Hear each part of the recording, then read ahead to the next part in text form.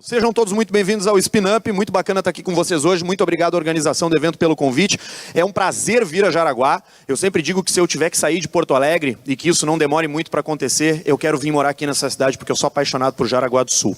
Bom, pessoal, o meu nome é Arthur e hoje eu estou aqui para falar com vocês sobre sobrevivência. Eu não sei quem é que conhece esse programa aqui, bate palma quem conhece o programa Largados e Pelados, por favor. Todo mundo conhece, né? Todo mundo conhece Largados e Pelados. Eu não sei se vocês são como eu sou um apaixonado por reality shows.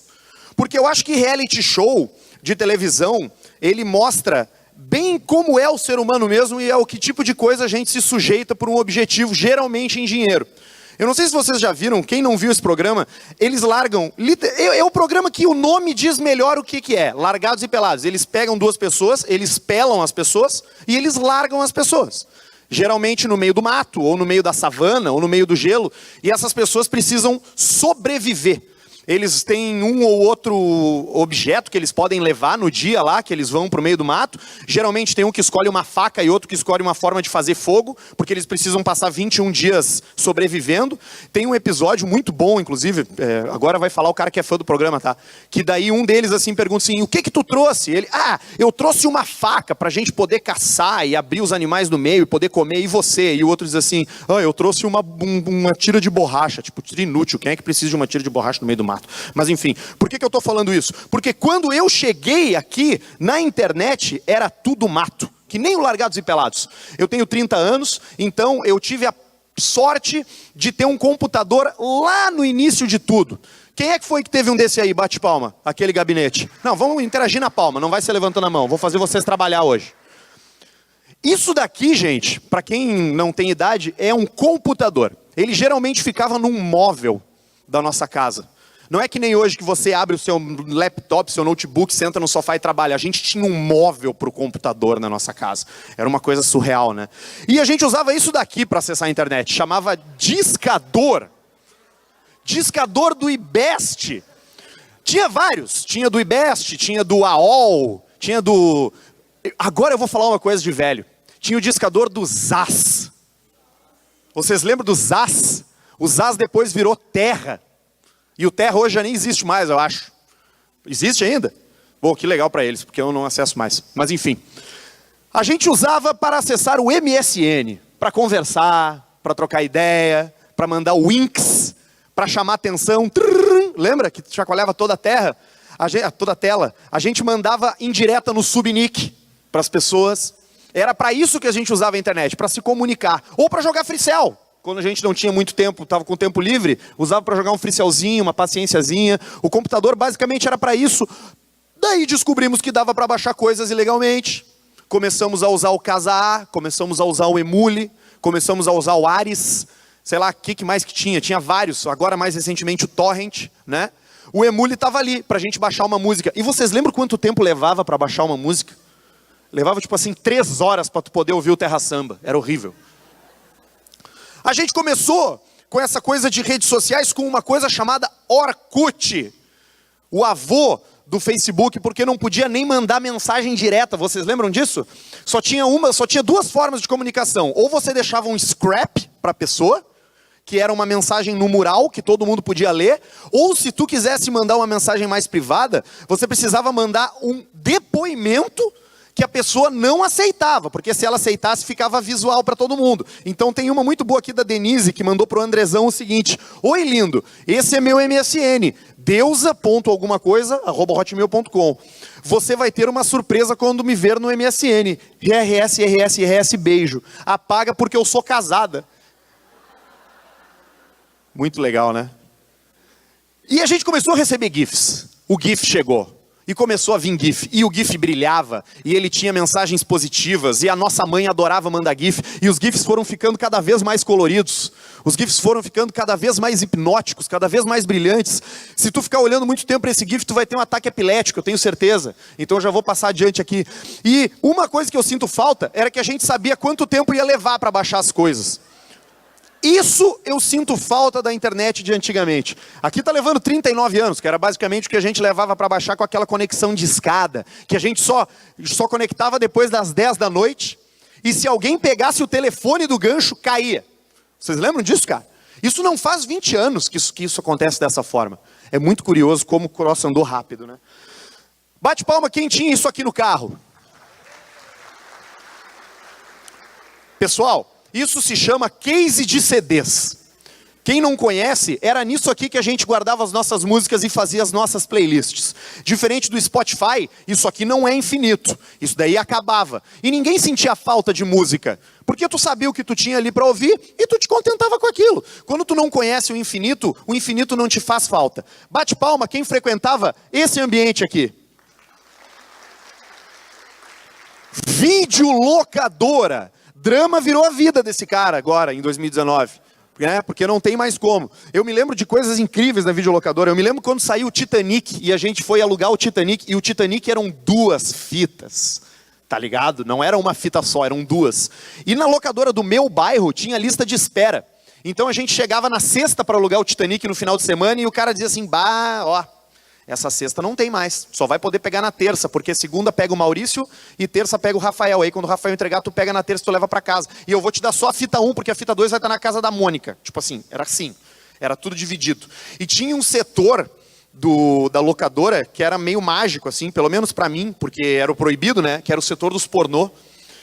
E no setor dos pornôs, quando lançaram... Isso é uma história particular, eu nem sei porque eu estou contando isso, mas enfim, vou contar. Quando mudou de fita para DVD... os DVDs ficavam numa prateleirinha assim, enfileirados, e tu dobrava eles, lembra? Se tu dobrasse um pra cá e um pra cá, tu conseguia ver na fresta, tu conseguia ver os pornô, e aí tu via ali Jorrada nas Estrelas, aquelas coisas todas. Era muito curioso. O lance é que o mundo não era tão infinito como ele é hoje. As coisas acabavam. A gente recebia nãos. Ah, eu quero ouvir tal música. Não, tu tem que comprar o CD na Banana Records. Ah, eu quero ver tal filme. Não, tu tem que esperar ele ser entregue de novo na locadora. E isso mudou, o mundo mudou, o futuro está mudando. E eu estou chegando aqui com o guia de sobrevivência para o futuro com @Arthur de Verdade, me siga no Instagram.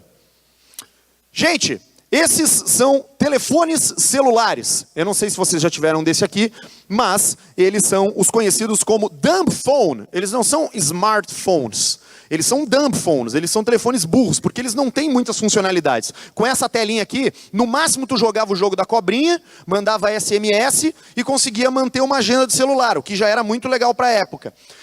Com esses telefones você não tem Twitter, você não tem Facebook, você não tem Instagram, você não tem WhatsApp, você não tem bullshit, você não tem bobagem. Existe um movimento no mundo hoje de afastamento dos smartphones porque vivemos uma crise de confiança no mundo com os nossos dados. Inclusive, a Amazon está oferecendo $10 para quem abrir mão dos seus dados. E esse é o primeiro item da nossa mochila no Guia de Sobrevivência para o Futuro. Um smartphone que não seja smart, que seja dumb. Um telefone daqueles antigos.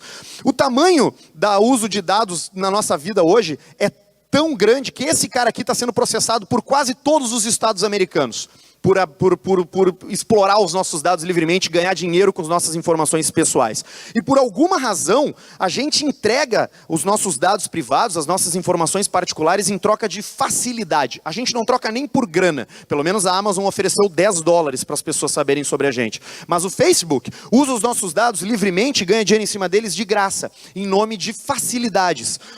Inclusive, eles agora estão lançando esse sistema aqui, que é tipo o Tinder do Facebook, onde eles vão juntar a gente com outras pessoas. Eu não sei, para mim é assustador pensar que o Facebook sabe exatamente tudo sobre mim, a ponto de me indicar uma alma gêmea. Uma pessoa que vai gostar de ficar comigo baseado nos meus interesses.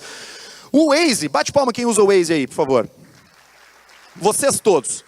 E eu também, vocês todos, nós estamos entregando nossos dados para essa empresa que vende em alguns países para seguradoras. Desculpa, cara, qual é o teu nome? Anselmo. O Anselmo dirige muito mal, ele é um péssimo motorista. Ele atravessa sinal vermelho, ele ultrapassa o limite de velocidade da rua, ele entra em rua na contramão, o Waze sabe disso. A próxima vez que o Anselmo for fazer, e não vai demorar muito para isso acontecer, a próxima vez que o Anselmo for fazer o seguro do carro dele, o cara vai chegar e vai dizer, bah, Anselmo, para ti é 5 mil por mês, brother. Mas por quê? Porque tu dirige mal. Porque eu tenho as informações aqui ao teu respeito. Isso já está acontecendo em alguns lugares. O nome dessa escova de dente é Beam. Ela nasceu como uma empresa de escova de dentes que vendia escovas de dentes e e fio dental, e enfim, produtos para higiene bucal. Só que hoje ela virou uma empresa de seguro dental, porque essa Smart escova de dente sabe quanto tempo você leva para escovar, sabe se você passa fio dental, se você usa o enxaguante bucal também, e ela te vende um seguro baseado nos seus hábitos de higiene bucal. Então, se você é um porco, ele vai te vender um seguro muito mais caro do que isso. Tudo em cima da exploração dos nossos dados privados. E no sexo acontece a mesma coisa. O nome desse produto é Link Cute. Vocês já entenderam como ele funciona? Eu espero, né? Se vocês não entenderam, eu vou explicar. Tem um que tu usa para botar uma coisa e o outro tu bota uma coisa num. De que forma isso usa os nossos dados? Eu compro um e dou um de presente para minha esposa, e quando eu estou aqui em Jaraguá e eu vou sair da minha palestra, eu vou pro hotel, eu vou querer interagir com ela. Essa máquina aqui vai saber quanto tempo eu levo para chegar a um orgasmo, se eu tenho ejaculação precoce, vai saber quais são os meus horários favoritos para fazer sexo. Tudo isso são dados entregues a empresas que ganham dinheiro em cima da gente. Isso aqui para mim é o máximo do assustador que tem. As pessoas usam e entregam seus dados em nome do prazer. A gente faz muita coisa em nome do prazer, né? O Google está sendo processado em 7 países por violar a privacidade de usuários. As denúncias começaram na Holanda e outros 5 membros da União Europeia já estão processando o Google também. Isso daqui é uma das grandes sacanagens. Eu frequento um festival nos Estados Unidos chamado South by Southwest, no Texas, e esse ano eu descobri que essa tela aqui não é tão ingênua quanto eu pensei que ela fosse. Quando a gente vai fazer algum cadastro, alguma coisa, pergunta, você é humano, né? Identifique placas, identifique ruas, identifique semáforos. Na verdade, isso daqui está sendo usado para alimentar o algoritmo do carro autônomo do Google. Então somos nós trabalhando para essa gigante para alimentar o algoritmo do carro que se dirige sozinho, identificando placas, identificando semáforos, identificando idosas para não serem atropeladas por esse carro que anda sozinho. A Netflix usa dados para fazer séries. Quem viu a primeira temporada de Stranger Things, a sua experiência de usuário assistindo a primeira temporada de Stranger Things foi usada para fazer a segunda e a terceira temporada. Eles pegaram o Arthur. O Arthur viu a primeira temporada de Stranger Things e o Arthur também viu o filme Goonies, viu o filme O Clube dos Cinco e viu os filmes do Will Smith.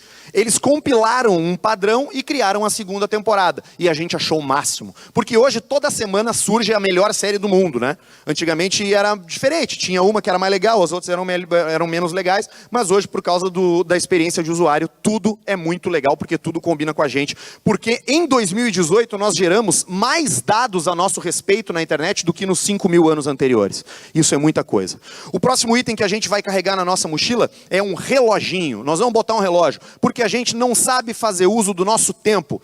Isso tem tudo a ver com o que eu estava falando até agora. Esse cara é o Tristan Harris. Ele era o responsável, ele era um cara que fazia o trabalho de design ético no Google, o cara responsável por capturar o nosso tempo nos aplicativos da Google. E ele diz isso depois que ele saiu da empresa, obviamente. Precisamos reaprender a fazer bom uso do nosso tempo livre. Porque o nosso tempo é como caixinhas. A gente divide ele em caixinhas do dia. A gente tem a caixinha do sono, a gente tem a caixinha do almoço da janta, a gente tem a caixinha da academia, a gente tem a caixinha do trabalho, e daqui a pouco a gente tem a caixinha do Facebook, a gente tem a caixinha do WhatsApp, e a gente vai entregando o nosso tempo como um caça-níquel. Aliás, eu não sei se vocês sabem, mas a indústria do jogo, a indústria do caça-níquel, aquela lá de roleta, Las Vegas, não é roleta, aquele troço de puxar e né, que a gente bota uma moedinha, é mais lucrativa do que a indústria do cinema, do que a indústria de parques temáticos e do que a indústria do beisebol nos Estados Unidos.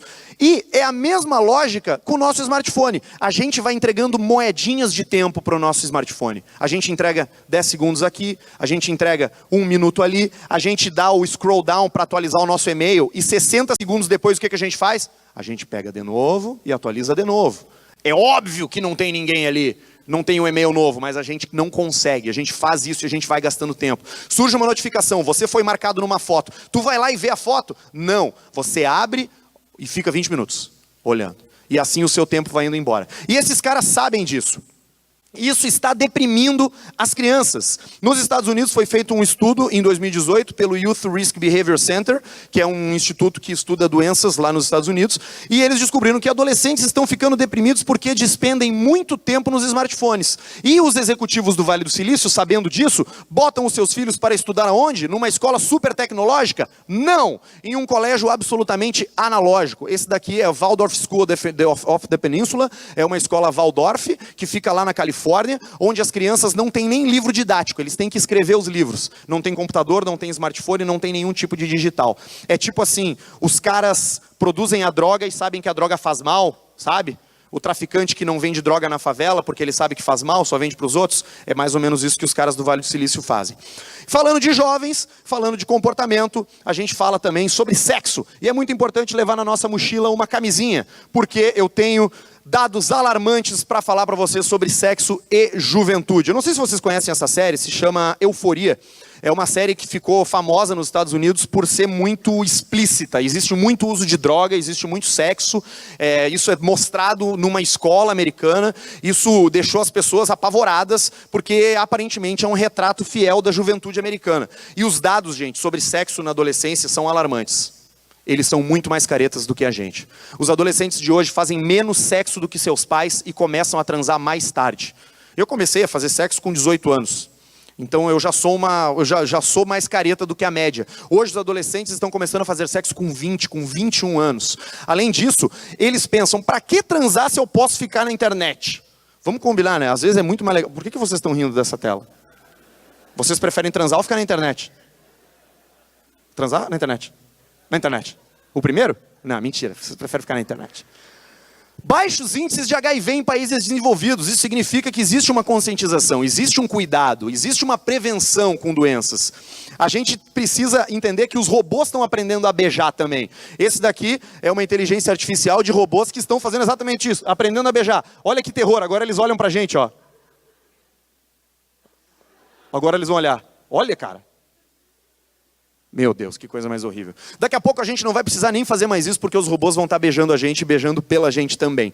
Falando sobre drogas e consumo de substâncias, para provar que essa juventude está realmente super careta, os índices de consumo de álcool nunca foram tão baixos. Os índices de consumo de drogas químicas como anfetamina, cocaína, heroína e alucinógenos também nunca estiveram tão baixos.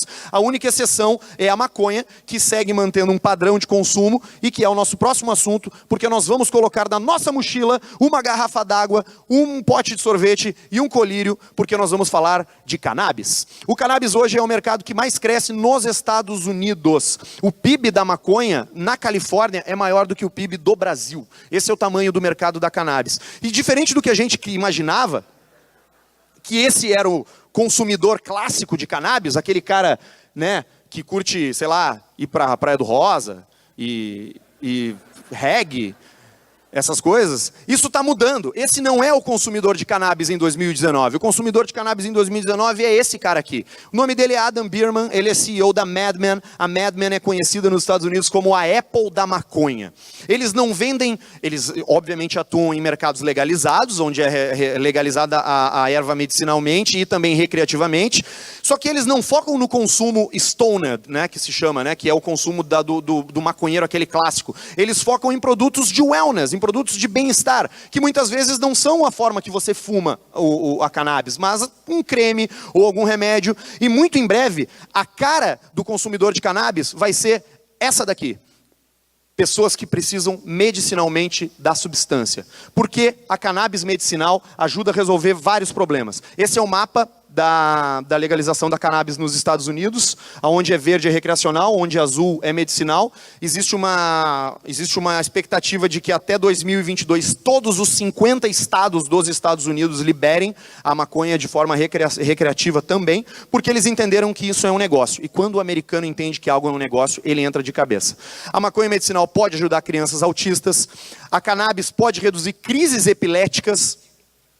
E aí a gente entra no assunto cannabis, que é a junção das palavras cannabis mais business. E esse mercado é gigantesco e bilionário. Imagina, meninas, se você tomasse uma pílula à base de cannabis que reduzisse as suas cólicas menstruais. Você não vai ficar chapada, você não vai ficar inútil, você não vai ficar ouvindo Bob Marley, você só vai melhorar as suas dores com um produto absolutamente natural. Eu não estou aqui fazendo apologia. Eu estou dizendo que é um produto que está sendo explorado de uma forma bastante grande no mercado americano, de forma bilionária. O mercado da maconha, o mercado da cannabis vai gerar mais empregos do que a indústria nos Estados Unidos em 2020. A gente vai demorar muito tempo para ver isso por aqui, mas ainda está crescendo isso nos Estados Unidos e muita gente está indo parando tudo que está fazendo para ir trabalhar com isso. A indústria da cannabis é a que mais cresce na América e sempre tem aquele brasileiro, porque brasileiro é melhor em tudo, né? Brasileiro se muda para a Califórnia para plantar maconha, ganha 10 copas de melhor haxixe e vira ídolo. Vamos, Brasil! Cada grama do extrato ultra concentrado de maconha produzido pelo Banff pode custar até $250. E está lá o cara fazendo dinheiro com isso. Quando a gente fala de maconha, tem uma coisa que acontece com quem fuma, que é a larica, que você fica com vontade de comer coisas. E agora nós vamos falar de alimentação. Bate palma aí quem gosta de comer carne. A maioria. Essa daqui... Tem alguém que é vegetariano? Bate palma aqui se tem alguém vegetariano aí. Desculpa pela tela, tá? Peço perdão, de verdade. Eu sei que vocês têm uma outra filosofia de vida, eu não compartilho, mas eu peço desculpas pela tela, mas vai ficar bom para vocês, eu prometo, tá? Isso aqui é um T-bone, é uma peça super premium de um boi, que divide o contrafilé do filé mignon, é deliciosa, é uma maravilha. E isso daqui é um hambúrguer do Burger King, com uma carne suculenta, deliciosa, com gostinho de churrasco, só que ela é fake. É o Impossible Whopper, é o Impossible Burger, uma carne feita a partir de proteína vegetal. Só que ela é absolutamente idêntica em todos os aspectos à carne chamada de verdade. Aí eu pergunto para vocês, se vocês pudessem, ao invés de matar uma vaquinha, consumir um hambúrguer que tem todas as características idênticas ao original e não fosse precisar matar uma vaquinha, vocês não comeriam? Eu não comeria, porque eu quero matar. Não, tô brincando, é óbvio que não. É óbvio que eu comeria também. A Impossible Foods, a empresa que produz esse hambúrguer aí, lá do Whopper, nos Estados Unidos, levantou $300 milhões com investidores quando ela abriu o seu posicionamento na bolsa lá. É muita grana. Outra coisa que se fala a respeito de alimentação no mundo são insetos. Alguém aqui já comeu inseto? Já comeram barata? Já comeram grilo? Grilo, já comeu? É, grilo. Eu já comi também. Tem gostinho de cebolitos, né? É bem salgadinho. Exato. É, mas é mesmo, é aquele salgadinho de cebola. Se você, ela ainda custa muito cara, tá? 1 quilo de farinha de grilo de alta qualidade nos Estados Unidos custa $84. Só que se você adicionar 10% de farinha de grilo em 1 quilo de farinha normal, você aumenta o nível de proteína dela em 150%. Ou seja, é uma ótima solução para países em situação de fome absurda, como na África, por exemplo. Outra saída para a alimentação é modificação genética dos nossos alimentos. Torná-los mais resistentes a pragas, torná-los mais resistentes a culturas, a desastres. E isso pode parecer esquisito, mas a gente vem fazendo isso desde o início da humanidade. Eu não sei se vocês já viram como eram os vegetais antigamente. Isso daqui é uma melancia no século XVII. Ela era assim. Olha, cara, quase não tem melancia ali dentro, é só bagaço, tudo gomo. Hoje ela está dessa forma, porque a gente otimizou o processo para aproveitar melhor esse produto. O milho que a gente come hoje, que vem com essa espiga bonita aí, para a gente cozinhar e comer ali na mão, na beira da praia, que é uma delícia, antigamente era isso daqui. Isso era um milho. Assim como a banana, que hoje é essa maravilha, que é o produto mais prático do mundo, vamos combinar, né? Não existe design melhor do que o da banana, ela já vem pronta, tu só descasca, come e joga a casca no lixo, tipo assim, é perfeito. Ela era desse jeito aqui, cheia de sementes. Então, a gente não precisa ter tanto preconceito assim com a modificação genética, porque é algo legal e que vai melhorar a nossa vida. O que melhora a nossa vida também é fazer exercício, e eu quero botar na nossa mochila uma bicicleta, porque o modo como a gente se movimenta pelas cidades está mudando.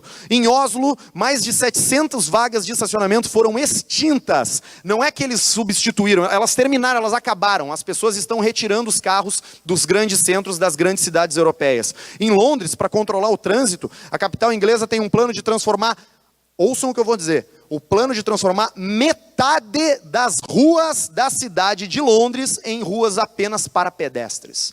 E isso você pegar uma cidade de milhões de habitantes e 50% não anda carro na rua, só anda pessoas. Fernando de Noronha se tornou o primeiro território no Brasil a banir o carro a combustão. Vai ser proibido entrar veículos a partir de 2022 e até 2030 eles vão banir todos os veículos a combustão da ilha de Fernando de Noronha. Só que aí acontece as coisas, né, ruins, concomitantes a isso. Eu não sei se aqui em Joinville, aqui em Jaraguá não tem os patinetes, né? Mas em Porto Alegre está bombando os patinetes. e chegam, eu só botei isso por curiosidade, chegam em média no hospital de pronto-socorro de Porto Alegre, por semana, 15 pessoas que se machucam andando de patinete. Vocês já andaram de patinete? É muito legal, mas é muito perigoso. Isso aqui aconteceu com um amigo meu, ó. Eu achei exatamente o GIF. Olha que foi fazer um golpe, pum, teu, beiço no chão. Horrível, né? Então a gente tem que ter muito cuidado. A gente pode usar os meios alternativos de transporte, mas também a gente tem que ir com calma, porque senão a gente pode ficar sem os dentes. Olha que horror. O capacete não adiantou nada, né? Mas o que eu quero dizer com tudo isso, pessoal, é que o mundo está ficando mais legal. O mundo está melhorando. O futuro é mais bacana do que o presente. Por mais que muita gente diga que não, por mais que muita gente diga que a gente está indo para o bueiro, que a gente está indo para o buraco, eu digo que não. Eu digo que o futuro está ficando mais legal. Se a gente comparar vários dados antigos, a gente está crescendo. Em 1990, a expectativa de vida no Brasil era de 65 anos. Em 2019, estamos em 75. São 10 anos a mais de vida em 30 anos de história.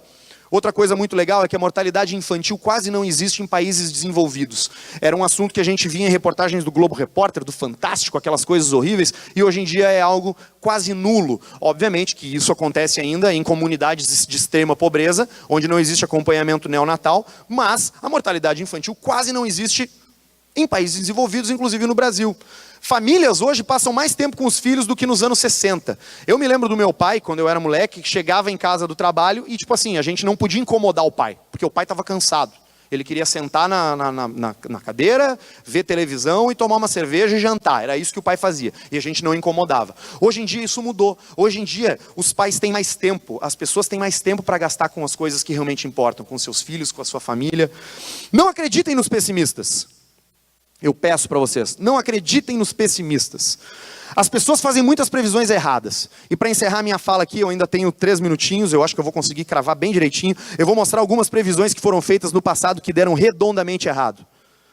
Nós não gostamos do som deles. E a música com guitarra está perdendo sucesso. Foi a que a gravadora Decca falou ao recusar os Beatles em 1962. Os caras das Decca, eu acho que perderam algum dinheiro com essa frase aqui, né? Outra coisa absurda, falada antigamente, nunca haverá um avião maior do que esse. Essa frase é dos anos 30. É do engenheiro do Boeing 247, que tinha capacidade para 10 pessoas. O cara fez um avião para 10 pessoas e cravou. Nunca vai ter um avião maior do que esse aqui. Não acredite nos pessimistas. Não há a menor indicação de que a energia nuclear algum dia será alcançada. Albert Einstein, em 1932. O Albert Einstein estava errado a respeito do futuro. E um foguete nunca será capaz de sair da atmosfera da Terra. Quem disse isso foi o New York Times, em 1936, na edição de capa. Não acreditem nos pessimistas. O futuro é legal. O futuro é bacana. O futuro é legal pra caralho. Basta a gente estar preparado para ele com a nossa mochilinha cheia dos artifícios para nos proteger de todas essas armadilhas. O futuro é ser humano. O futuro nunca antes valorizou tanto o aspecto humano, a experiência humana, os valores humanos. É por isso que a gente se revolta quando o Mark Zuckerberg rouba os nossos dados pessoais. Porque a gente está começando a dar valor para essas coisas. A gente chegou no pico do uso da internet, do uso da tecnologia, e agora a gente está começando a sacar que a gente não precisa ser tão heavy user assim. A gente consegue levar tudo mais numa boa. Eu espero que vocês tenham gostado. O meu nome é Arthur Gubert. Muito obrigado. Aproveitem o resto do evento, que tem uma programação sensacional. E me sigam no Instagram, @ArthurDeVerdade, porque eu preciso muito vender o meu Instagram agora que eu perdi o meu emprego. Eu estou precisando ganhar dinheiro. Valeu, gente. Obrigado.